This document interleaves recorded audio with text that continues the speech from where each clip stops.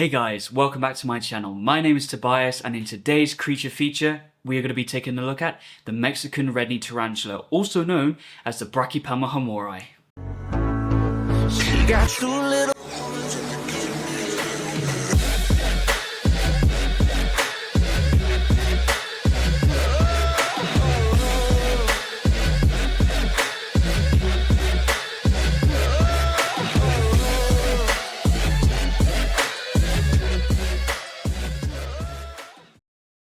The Mexican red-knee tarantula is an iconic bright-colored terrestrial species native to the western coast of Guadalajara in Mexico.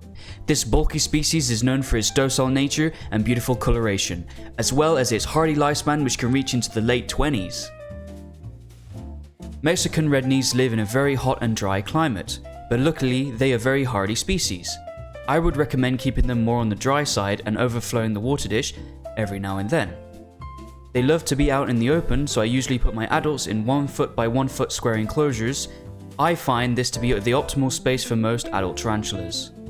Mexican red-knees can get up to 5 to 6 inches depending on the individuals, and I keep most of my tarantulas at room temperature depending on the time of year. The general rule of thumb is if you are comfortable, then they are usually comfortable as well. As for enclosures, I keep my slings in little deli containers, and I moist down the side of the tub when watering.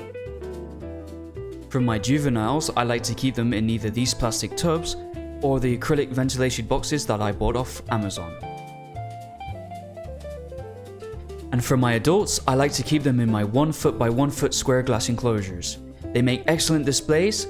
Alternatively, you can also use an Exoterra of similar measurements. Just be careful with the mesh lid. I would find a glass or acrylic replacement that has ventilation holes that you can swap out for the original lid. Of course, you can keep them in tubs or large critter keepers if you don't have the room or money. Okay, now we're going to be talking about the temperament of this amazing species. The Mexican red-knee is known for its calm and docile behavior, although they can be a bit skittish when young. They generally retreat into their burrow when disturbed, rather than displaying any forms of aggression. Their venom is not medically significant enough to harm you. It's the same as a bee sting, and while their urticating hairs might cause mild irritation to the skin, they are usually considered very beginner-friendly species of tarantula, because they usually stay out in the open, and this makes them excellent display tarantulas. I find that my specimens are quite calm and don't move around as much, but this isn't true for every individual spider, so I would still be very careful when feeding, taking out food, or filling up the water dish. Okay, now we're going to be talking about the feeding schedule. I usually feed my slings every couple of weeks. Same with my juveniles. My adults, I usually go by eye and attempt feeding once the abdomen of the spider is smaller. For my slings, I usually cut up a mealworm and drop feed them. I leave the prey item in the enclosure overnight. Usually they will scavenge for it. If they don't eat it, I will take it out the next day. For my juveniles, I feed them small mealworms or crickets.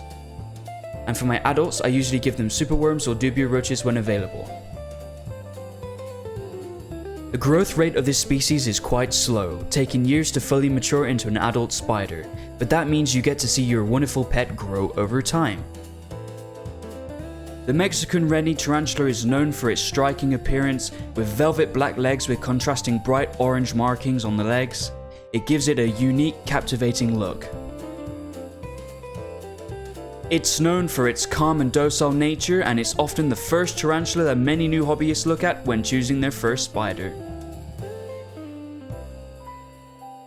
Its forgiving care requirements make it a perfect choice for beginner keepers, and its impressive lifespan will make it a long-term addition to anyone's collection. One thing to note also is that Brachypelma hamori is a species at risk in the wild.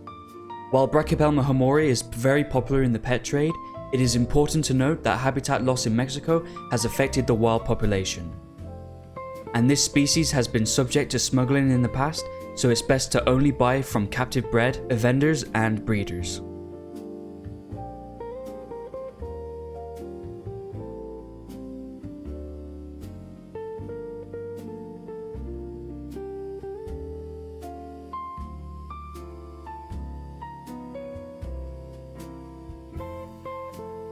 So for anyone looking for a beautiful species that's very easy to keep, is an amazing display tarantula, and has amazing colorations, then I highly recommend getting the Mexican red knee. This is a beautiful species, and I highly recommend it to everyone that wants to get into the tarantula hobby.